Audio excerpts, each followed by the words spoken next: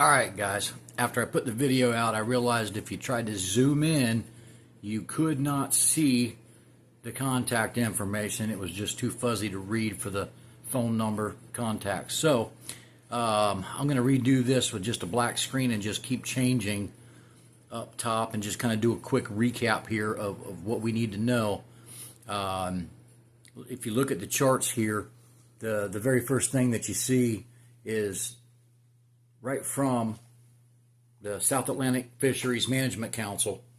Says right on there, right there, the stock is at record abundance, and this is about the red snapper.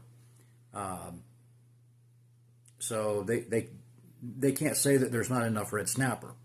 What they are saying though is it's the aged fish that they don't have. So they know there's a record number of them, but they don't have enough of the older fish. One of the things I've been trying to tell them is put a slot size on it. Give us a 16 to 20 inch slot size, one fish per person. That'll help reduce the amount of overstock that's there destroying everything else. And then we don't have a novelty fish one day a year to get out there and get boats wrecked and people hurt. And, you know, we have that one day. We're not going out there to catch a small one.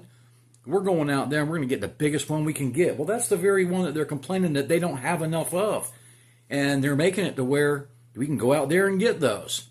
So, you know, I just don't understand that thinking, and hopefully you guys will understand what I'm saying. If you don't, feel free to leave a comment. By the way, like and subscribe here, and share this video to everybody. Seriously, it really needs to get around to everybody.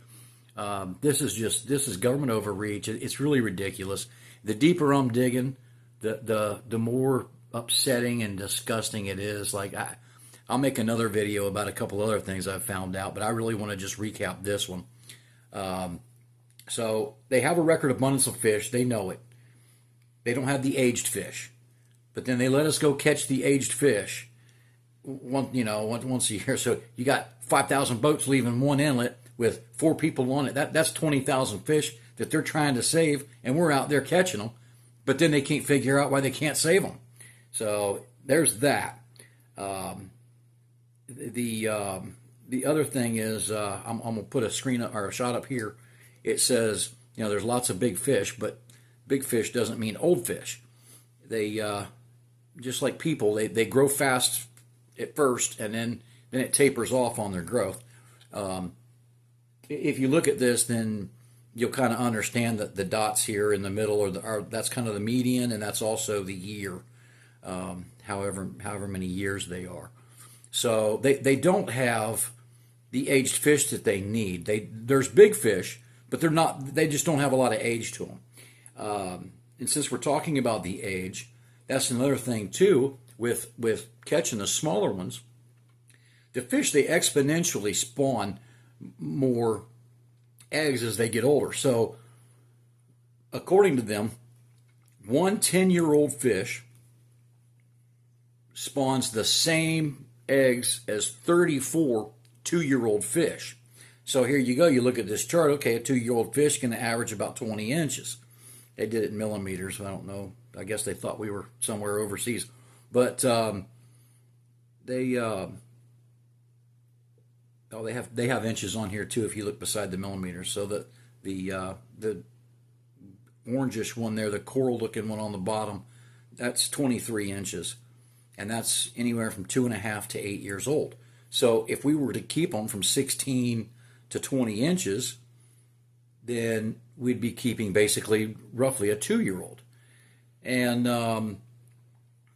then we could have 34 of those that would equal that one that they give us every year. So they could just open it up to one fish per person per trip. How many people really, aside from captains that are out there all the time, how many people do you know that go out there 34 times a year bottom fishing? That's more than half the year. You know, that's fishing once every weekend for more than half the weekends in a year. And so that's an option that I'm trying to talk to them about, but they say, oh yeah, yeah, but it falls on deaf ears. So now they're going after closing this down in the wintertime because they have issues with the babies, or the recruitment is what they call it, the recruitment of our winter spawning fish. And here, I'm going to put that chart right up here. And if you look, from 2010, things really start going downhill on pretty much everything. The red grouper up on the top side there, on the top corner, it actually started a little bit before, but it started to come back up. And then once 2010 came, they dropped off pretty significantly there for the next few years. And the gag on the bottom corner, you look at those, 2010, it started going down, and now it's really down. Look at the sea bass up top in the middle. From 2010, it just drops. These are all, and the scamps also, and the red porgies. So, these are all fish that spawn in the wintertime. Get a good look at this chart because I'm about to change it. Those are fish that spawn in the wintertime. And again, here, this is right from NOAA. Here it is right here. Here's your fish that spawn in the wintertime and your fish that spawn in the summertime. Well, we don't have any issues with any of the snappers. We only have issues that are spawning in the summertime. We only have issues with the fish that are spawning in the wintertime. So that's, you can't just blame lionfish for that because they're going to eat year round. So they're going to be eating off the other spawn as well. So you can't just blame lionfish for this. You can't blame it on overfishing. I'll actually show you that chart.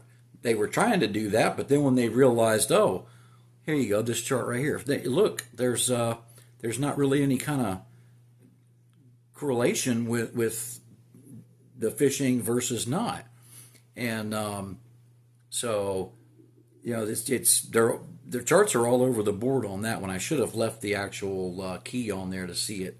Actually, if you blow it up, you can see the blue-ish line is fishing.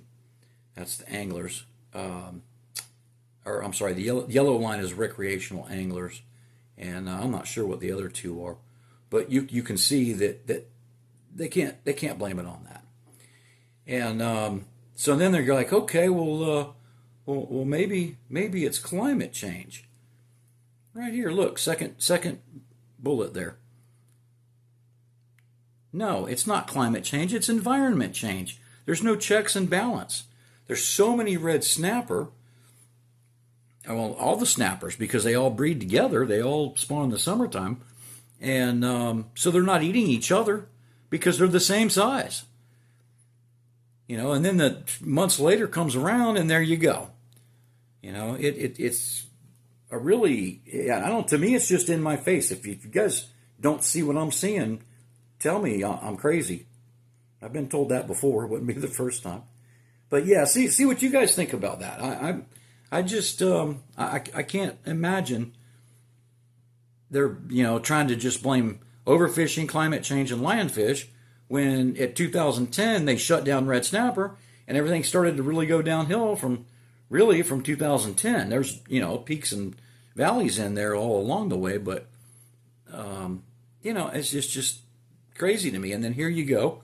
I'll put this chart up that has what they say with the summer spawn and the winter spawn. So the winter spawn are on top, and the summer spawn are on the bottom right here on your list.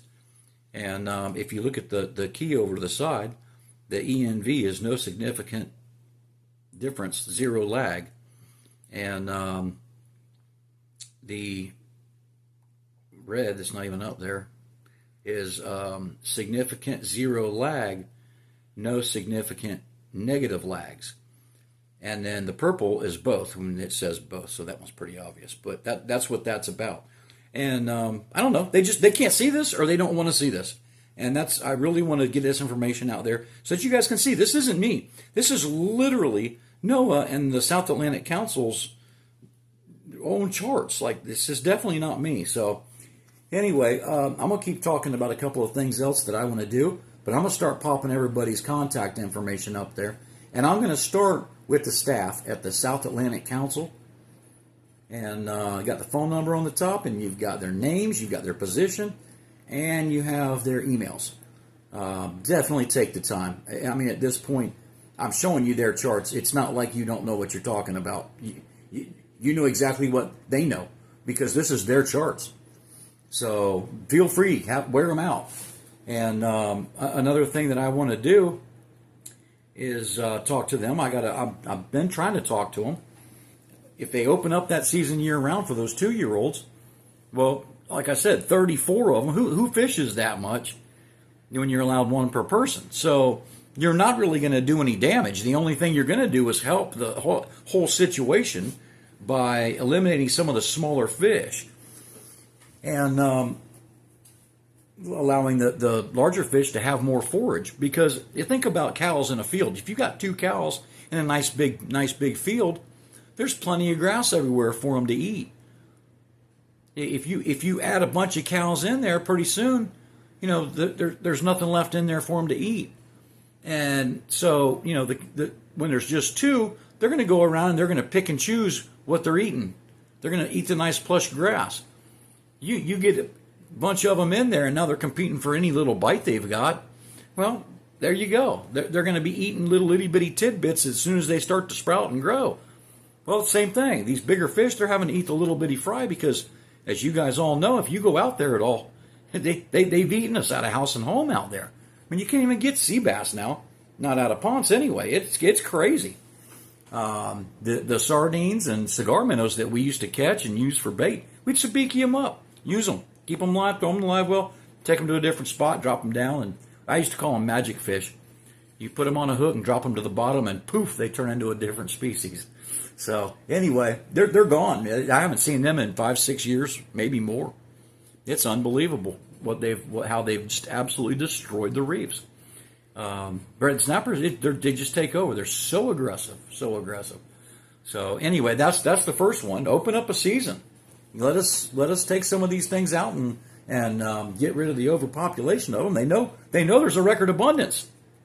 It's all smaller fish, younger fish. Okay, well, there you go. Easy fix.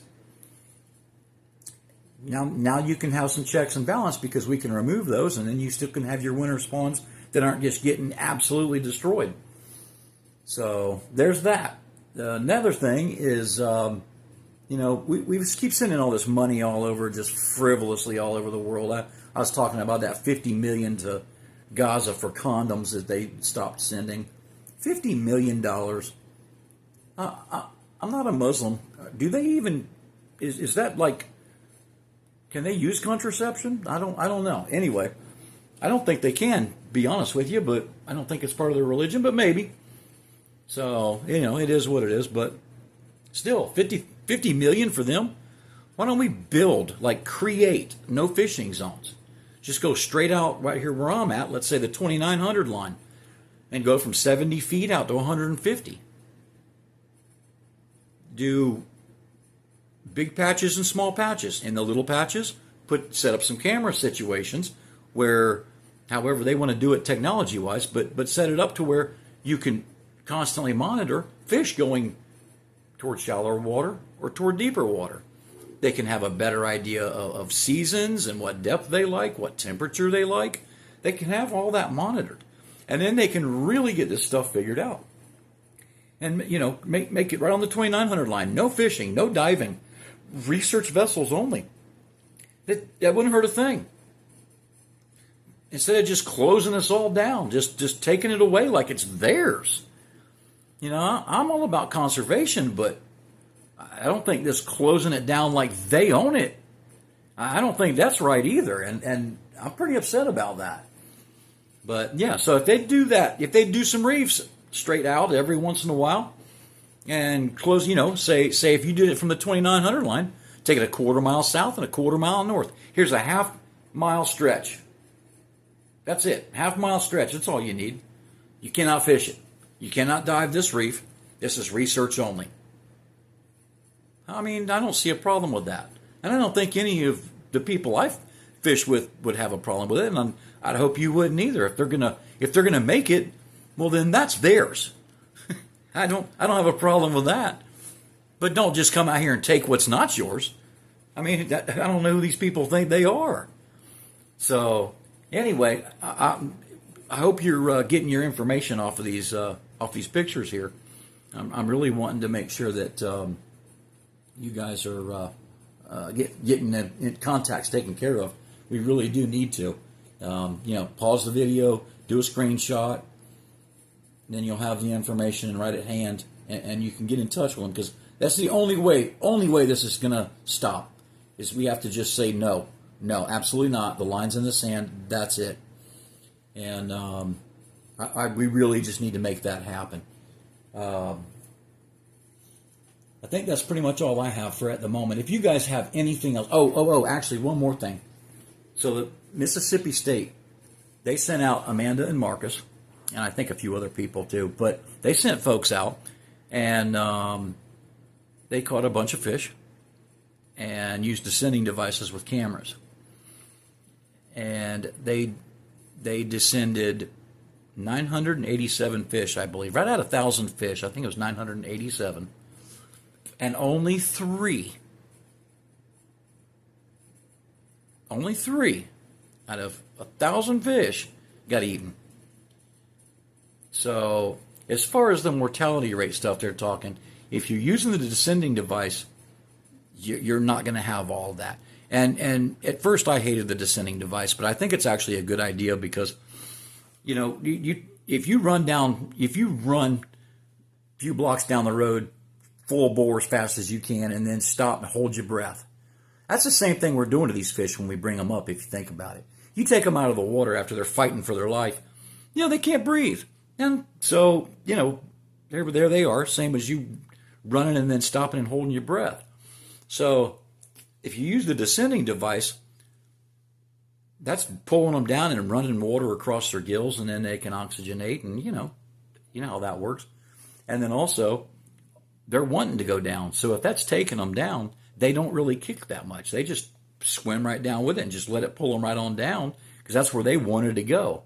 So they're not putting off all the vibrations on them. You're just not attracting the predators. They're not picking up those frantic vibrations. So if you're not using descending devices, please do. Like I said, I am all about conservation, but I'm also about reality too. And right now, they're destroying everything else, pretending it's to protect one fish.